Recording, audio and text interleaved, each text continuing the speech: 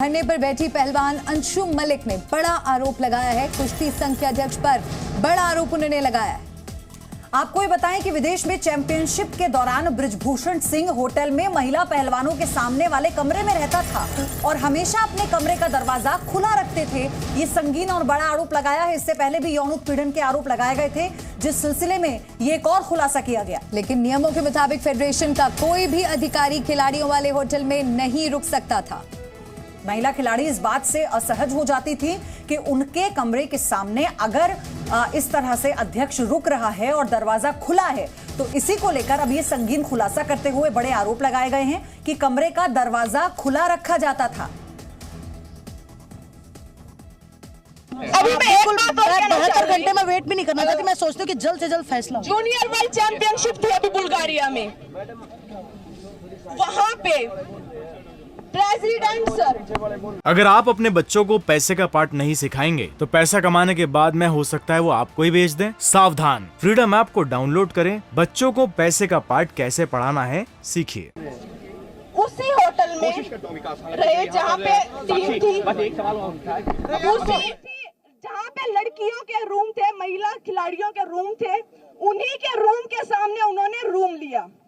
मेरे को खुद जूनियर खिलाड़ियों ने बताया है कि वो रूम हमेशा अपना ओपन रखते थे, जबकि उनके सामने महिला खिलाड़ियां रहती थी। महिला खिलाड़ियों ने बताया कि वो अपने रूम में से सिर्फ ट्रेनिंग के लिए ही निकल पाती थी, और अगर वो उस रूम में वो आप कंपटीशन में गए हुए हो और वहां पे खिलाड़ी कंफर्टेबल नहीं है रूम में ही, तो अब कैसे आप कंपटीशन लड़ोगे या खुद को कंफर्टेबल करोगे वहां पे। और ये रूल है कि कोई भी किसी भी फेडरेशन का प्रेसिडेंट जिस होटल में खिलाड़ी रह रहे हैं उस होटल में नहीं रुक सकता। तो लड़कियां ये बोल रही हैं कि हम कुश्ती लड़ने के बाद ये ऑफ टाइम हो रहा है, हम होटल में आ रहे हैं, तो हम उस फ्लोर पे भी नहीं जा रहे हैं जहां पे प्रेसिडेंट सर का रूम था और जिस रूम के सामने लड़कियों के रूम थे। तो खबर यह है कि दिल्ली के जंतर मंतर में धरने पर बैठे पहलवानों के धरने से जुड़ा एक बड़ा अपडेट है।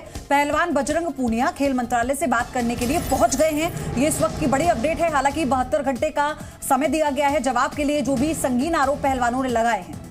बजरंग पूनिया के साथ 4 रेसलरों का प्रतिनिधि मंडल भी गया है। आपको बता दें कि जंतर मंतर पर प्रदर्शन कर रहे खिलाड़ियों को खेल मंत्रालय ने चर्चा के लिए बुलाया है। ये बड़ी अपडेट इस वक्त आपको हम बता रहे हैं। मंत्रालय में रेसलर साक्षी मलिक, विनेश फोगाट, बजरंग पूनिया, संगीता फोगाट और सत्यव्रत मलिक मौजूद हैं और उनकी समस्याओं को सुनने के लिए, उनसे बात करने के लिए एक तरह से मध्यस्थता करने की कोशिश की गई, क्योंकि इससे पहले भी बबीता फोगाट पहुंची हैं और उन्होंने ये कहा कि आज ही इस मामले को सुलझाने की कोशिश की जाएगी।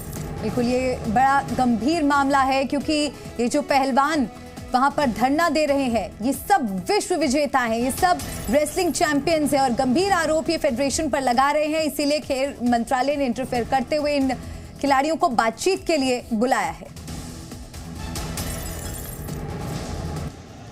जी बिल्कुल, देखिए अगर खेल मंत्रालय में अगर हम बताएं तो इस वक्त बजरंग पूनिया, विनेश फोगाट और साक्षी मलिक, जो कि ये 3 मुख्य थे WFI पे, उसके बाद से आज खेल मंत्रालय यानी कि सरकार वो एक एक्शन में है और उन्होंने मिलने के लिए यानी बातचीत करने के लिए सरकार ने उनको बुलाया है कि अब आप बताइए कि क्या वो समस्याएं हैं जिसके कारण आप लोग जंतर मंतर पर वो प्रदर्शन चल रहा है। और आपको बताएं तो अब से महज 10 मिनट पहले वो अंदर जा चुके हैं और जो खेल सचिव हैं सुजाता चतुर्वेदी। वरुण, मैं आपके पास आऊंगी। इसी बीच मनोहर लाल खट्टर क्या कह रहे हैं वो आपको सुनाते हैं।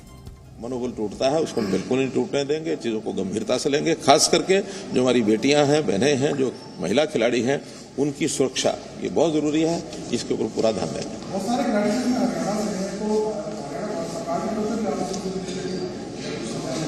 देखिए, इसमें चूंकि हमारे पास इस प्रकार की कोई पहले शिकायत नहीं आई और ये कल ही जब ये सारा प्रदर्शन करने का विषय आया है तब से जानकारी मिली है। कल मेरे क्योंकि लगातार अपने कार्यक्रम थे, कल रात्रि के बाद मैं आया हूं और अगर हमारी तरफ हमें भी विषय को रेफर किया जाएगा तो हम उसका कोई संज्ञान लेंगे। लेकिन जनरल जो जानकारी मिली है उसमें से खिलाड़ियों की सुरक्षा ये करने का हम अपने खेल विभाग में इसका जरूर और विचार करके जो कोई आवश्यकता होगी उसको पूरा करें।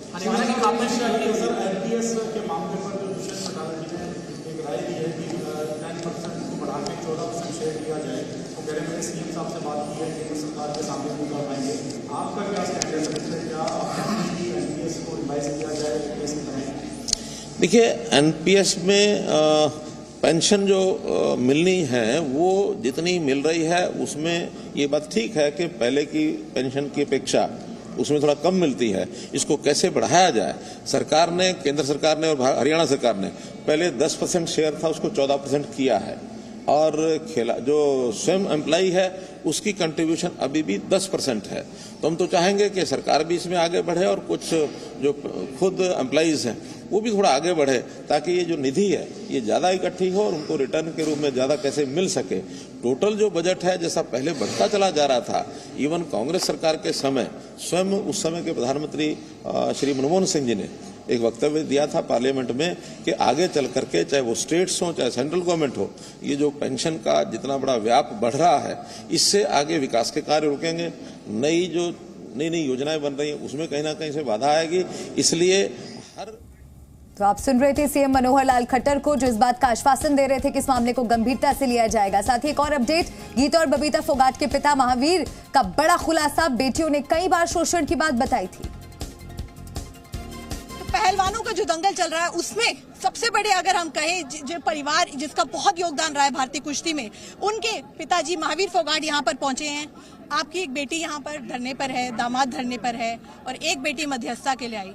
आप इस पूरी कंट्रोवर्सी पे क्या कहना चाहते हैं? देखिए, कोई भी जो स्पोर्ट्समैन है, चाहे कुश्ती का हो, कबड्डी का हो, हॉकी का हो, वॉलीबॉल का हो, फुटबॉल का, कोई भी ऐसा प्लेयर नहीं जो झूठा आरोप लगाए। जब परेशान हो जाते, तंग पा जाते हैं, तो जब ये मैं हिम्मत मानता हूँ मेरी बच्चियों की, मेरे दामाद की, जो इन्हें कदम उठाया है, जो युवा पीढ़ी आने वाले जो भविष्य जो फेडरेशन का अध्यक्ष बनेगा वो उतना है, जो हम आज बच्चे को जो बढ़िया कोचिंग देगा, बढ़िया खाने का देगा, बढ़िया मान सम्मान देगा, जो बच्चों की सुनेगा और अनुशासन में रखेगा, इसका ना तो कोई। हाँ जी सर, आप वो थे जिन्होंने महिला कुश्ती को एक तरीके से क्रांति लाए इस देश में। महिला कुश्ती से अपनी बेटियों को आगे बढ़ाकर एक लकीर आपने खींची। अब ये जिस तरीके से महिला पहलवान आरोप लगा रहे, वो आपको दिल को किसी तरीके से दुखता है, और कब से आप देखते आ रहे सब चीजें? देखिए, मेरी तो बच्ची जो है स्पोर्ट्स में कुश्ती रेसलिंग में रही है, मेरे को तो दुख होना था। जो बच्चियों के साथ ऐसा व्यवहार हो रहा है, पहले भी सुनता था मैं, लेकिन चुप था। भाई मैं चलो ऐसे क्यों, लड़कियां माँ बाप के आगे बहुत कम बताती हैं, माँ के आगे तो बताती है। जो एक दो बात मेरे आ गई तो मैं नहीं, सारा हिंदुस्तान दुखी इस चीज़ से। जो आज जो मेडल लेना चाहिए था, जो जिनकी तैयारी बहुत 400-500 दिन बचे हैं, 500 दिन बचे हैं, जिन्हें तैयारी करनी थी, आज वो यहाँ जो कभी आपकी बेटियों ने ऐसे आके बात कही कि इस तरीके से मम्मी आगे ऐसी बात हुई? मेरा कोई बात नहीं। तो इस पूरे मामले में बबीता फोगाट सरकार की तरफ से पहलवानों के बीच अपनी बात रखने पहुंची। बबीता ने कहा कि वो इस पूरे मसले में पहलवानों के साथ हैं। बबीता का कहना है कि केंद्र सरकार इस पूरे मामले को देख रही है और पूरी कोशिश है कि आज ही समस्या सुलझ जाए। तो दूसरे दिन की ये आप कुछ तस्वीरें देखिए। पहलवानों का धरना आज दूसरे दिन भी जारी है। विनेश फोगाट अपने साथी खिलाड़ियों को कहती हुई आज नजर आई कि डरने की जरूरत नहीं है। बबीता फोगाट यह आश्वासन देती हुई नजर आई कि सरकार पहलवानों के साथ है। अगर आप अपने बच्चों को पैसे का पार्ट नहीं सिखाएंगे तो पैसा कमाने के बाद में हो सकता है वो आपको ही बेच दें। सावधान, फ्रीडम ऐप को डाउनलोड करें, बच्चों को पैसे का पार्ट कैसे पढ़ाना है सीखिए।